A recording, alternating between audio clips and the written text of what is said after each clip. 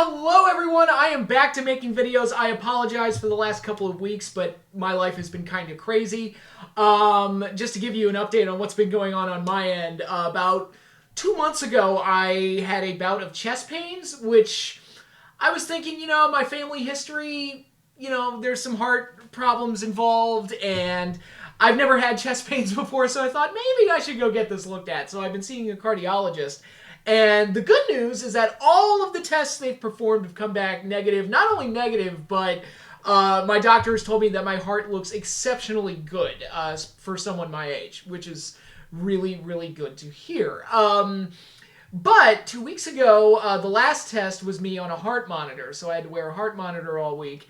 And I tried to film something with it, but you could see the bulge in my shirt, and no matter what shirt I wore, you could see like this little green light coming from it, and I was a little too self-conscious about it, so I scrapped what I had filmed and just decided I'll go back to filming after I'm done with the heart monitor. And then after that, the next week at work got absolutely crazy, and I just had no time to film a video. So, good news is, again, all of the heart stuff looks great. All of the results have come back great, so nothing to worry about there.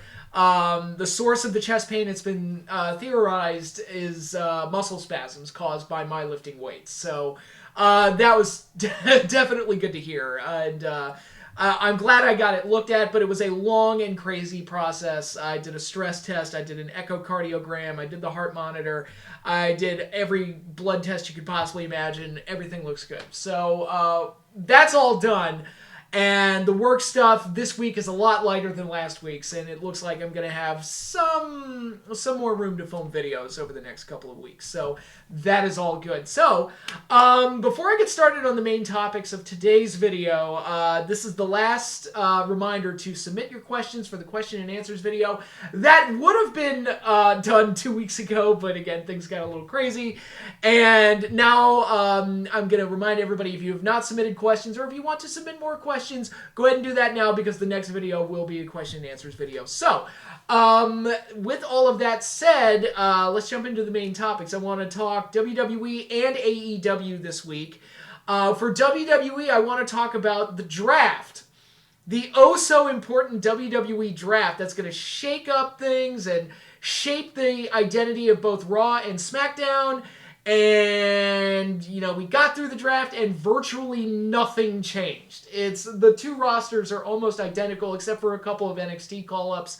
I feel like you didn't need a whole big thing with the draft to go ahead and set all that up. I feel like you could have just brought people up and nobody would have questioned it, but hey. And I don't know. To me, it's just like they talked about this draft. They prepped for it for weeks and nothing significant happened.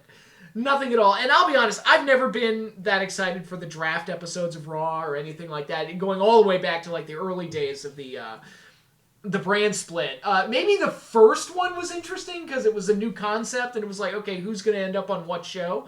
But as the years have gone by, it's become less and less appealing, and it just...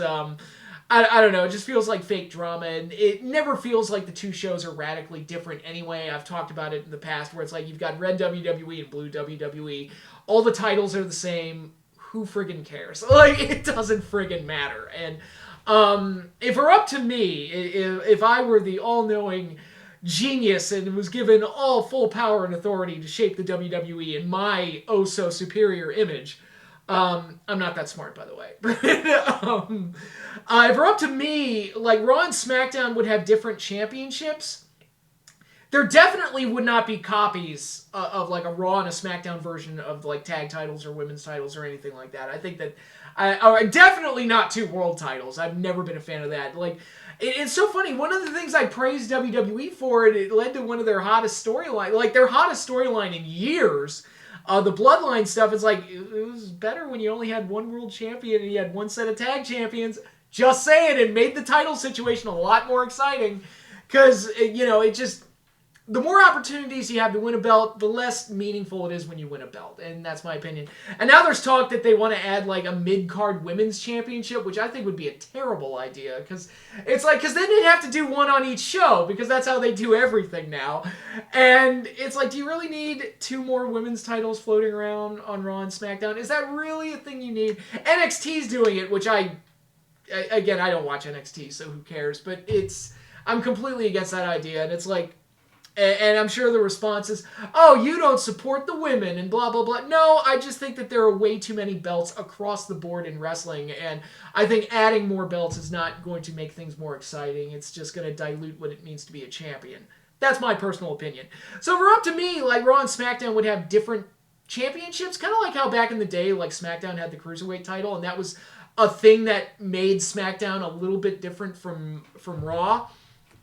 And I wish they would do something like that, which they're not going to do. Everything has to look the same and be the same and blah, blah, blah, blah, blah.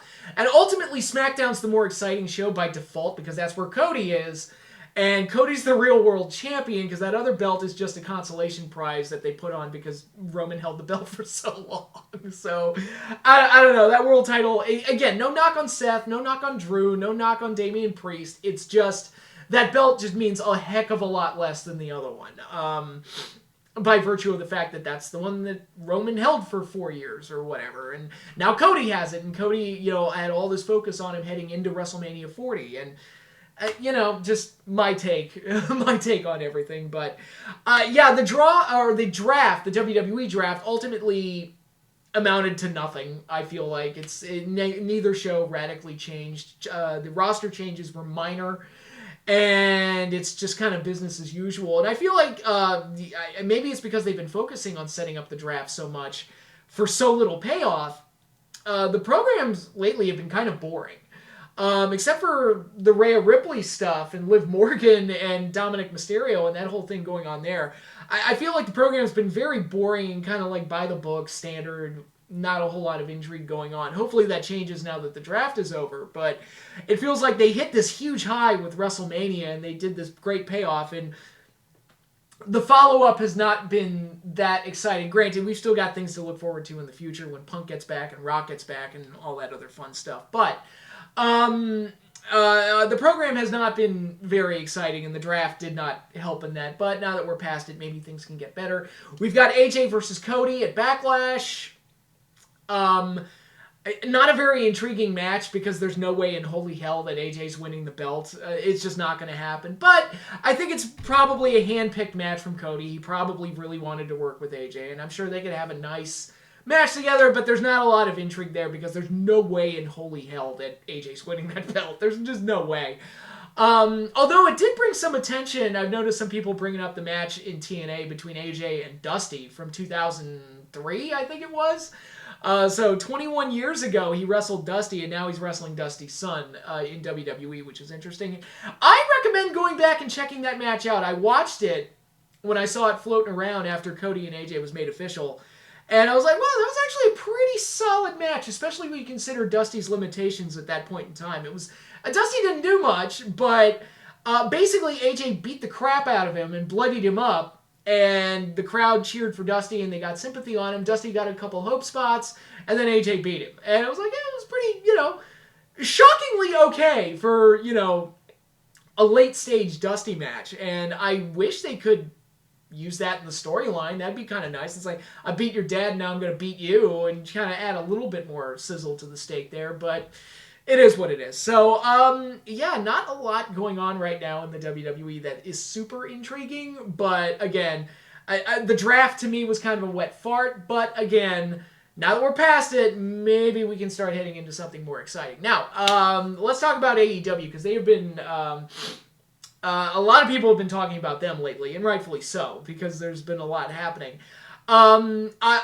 I'm of two minds here with this recent storyline that they're doing with the Elite, and the Bucks in particular taking over the show and attacking Tony Khan and all that other stuff. I like the idea a lot. I think it's a very interesting idea, and I think, storyline intrigue is something that AEW's been lacking in lately, especially since MJF has been gone, and they did the turn with Adam Cole, and, MJF has been gone. It looks like he's going to be gone for a little bit while longer.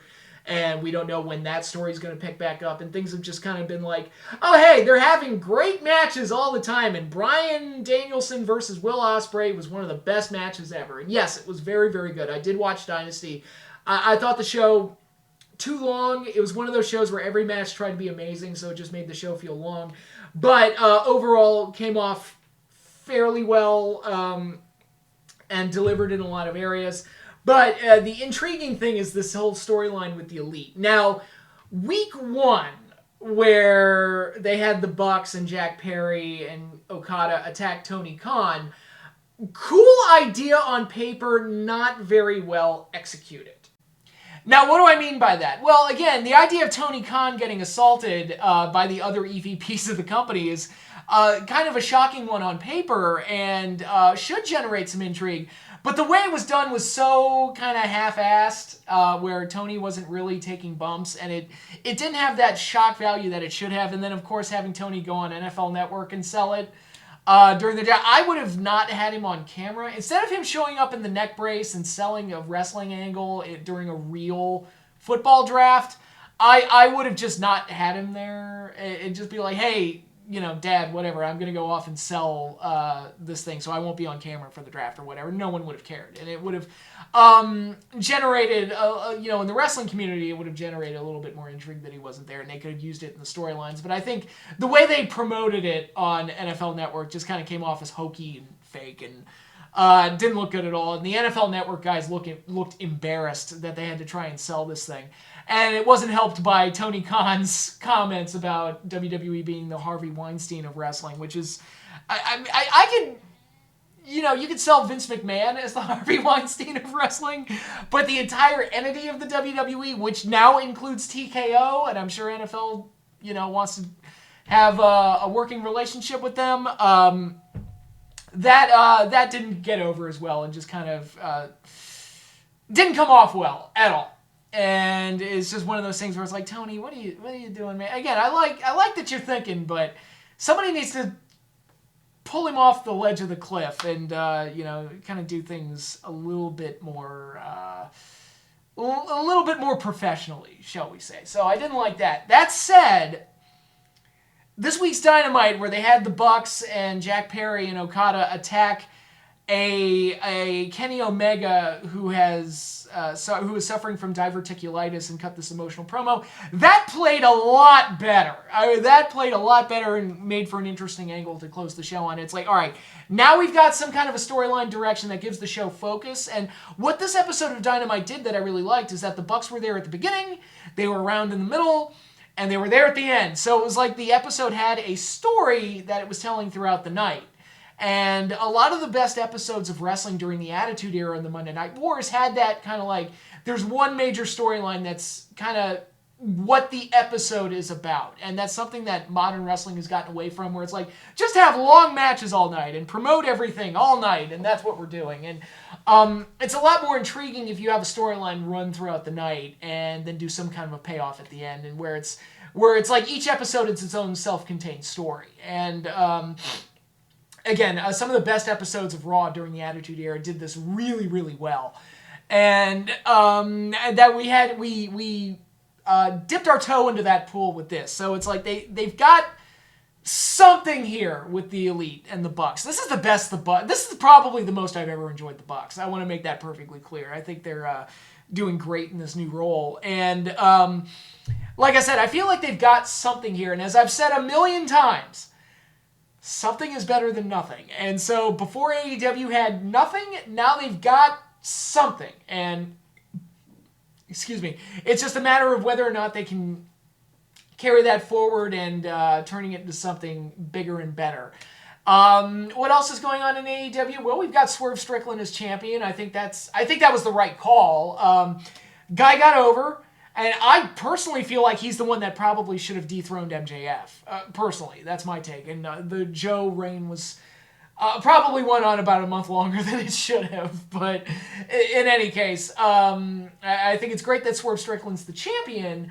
They need to do something interesting with him. I don't know if a feud with Christian is going to do that. And I think they're kind of nicing him up a little too much. Like, because what got him over before is that he was like a raging psychopath. That was kind of dangerous. And it's like, dude, you just take that character and you direct that venom towards heels, and it's great. But right now, he's just kind of like, the last couple weeks, he's been like, I'm the champion, I'm the fighting champion, I'm a good guy, yay. And it's like, no, be the psychotic Swerve that works so well. It's kind of like, it's the Stone Cold Steve Austin thing. He needs to be Stone Cold. He needs to be the same foul-mouthed jerk that he was when he was a heel. Just have him direct that venom towards actual heels instead of baby faces. That's kind of where they should go with Swerve, in my opinion. But we'll see how all that goes. But that's kind of my take right now. Not a whole heck of a lot going on. That's super exciting or super intriguing. WWE's kind of in a cool down period after a very hot WrestleMania, and AEW is kind of still struggling to find themselves and may have stumbled onto something that works, so we'll see how that goes. But I will be more than happy to talk about those updates as they come. But that is all for me right now. Once again, submit your questions for the question and answer video. The email and all the details are in the description down below. But that is all I have for you now. Thanks again, everybody, for watching, and I will see you all later.